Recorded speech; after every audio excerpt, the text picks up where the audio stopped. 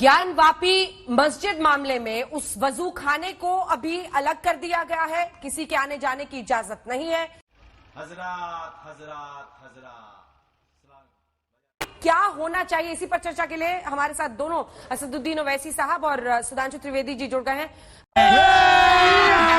अभी मजा आएगा ना भिड़ो।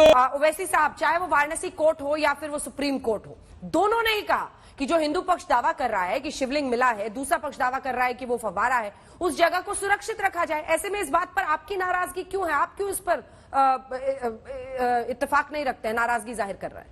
मुझे बवासीर है पर ऑपरेशन से डर। सुप्रीम कोर्ट में जब ऑनरेबल जज ने शिवलिंग कहा तो ऑनरेबल एडवोकेट हुजैफा अहमदी साहब ने कहा कि जज साहब से कि इसको इस्तेमाल मत करिए इस लफ्ज को।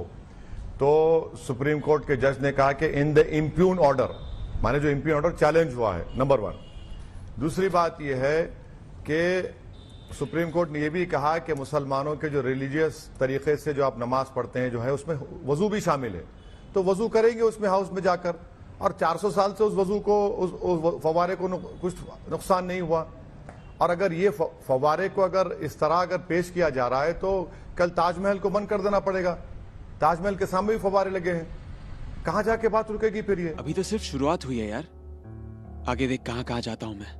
और चौथी बात यह है कि वो लोअर कोर्ट के पूरे ऑर्डर पर उम्मीद करते हैं कि सुप्रीम कोर्ट कल स्टे लगाएगा, क्योंकि वो कंप्लीटली वायलेशन है सुप्रीम कोर्ट के जजमेंट का 91 के एक्ट का, और कंप्लीटली अनफेयर है कि दो पक्ष को आपके पास पेश हैं, आप सर्वे कमिश्नर को अपॉइंट करते हो, सर्वे कमिश्नर रिपोर्ट नहीं देता, आप दूसरी साइड को वो दौड़ते हैं कि ये बाबा मिल गए और आप उसको ऑर्डर दे देते हैं बगैर मुस्लिम पक्ष को सुने।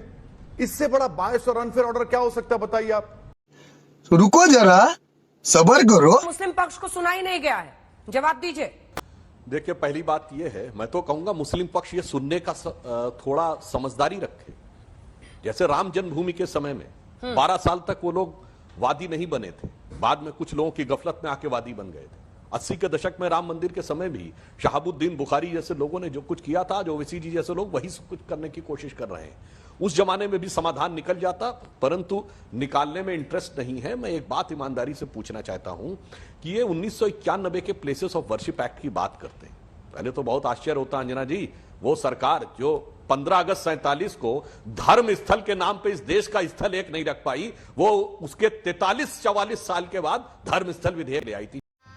गजब बेइज्जती है। इतना अकीदा है ओवैसी साहब का, तो जितने मंदिर तोड़े गए हैं कश्मीर में 1947 के बाद, सबको आपने तामील कराने के लिए कब बोला?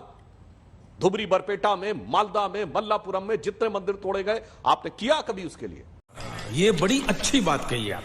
चलिए छोड़ दीजिए, मंदिरों से तो आपका कोई लगाव नहीं है। आपकी बहुत बड़ी एक मजार थी चरारे शरीफ, उसको जला दिया गया था कश्मीर में, इसलिए कि कहा गया कि साहब वो तो इस्लाम में कुफ्र है दरगाह। उसके लिए कुछ किया आपने?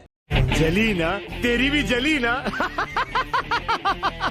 वर्शिप एक्ट में ऑल्टरेशन की बात कही गई है, सर्वे करने में कौन सी प्रॉब्लम है भाई?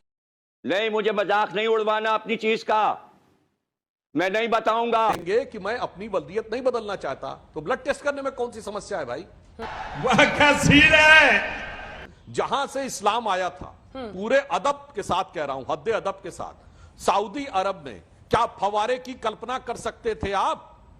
ये फवारे की बात कहना अपने आप में इस्लाम की मूल धार्मिक भावना का मजाक उड़ाना है।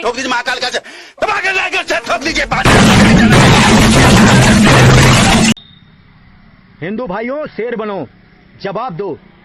ना शेर बन सको तो शेयर करो, दबा के शेयर करो।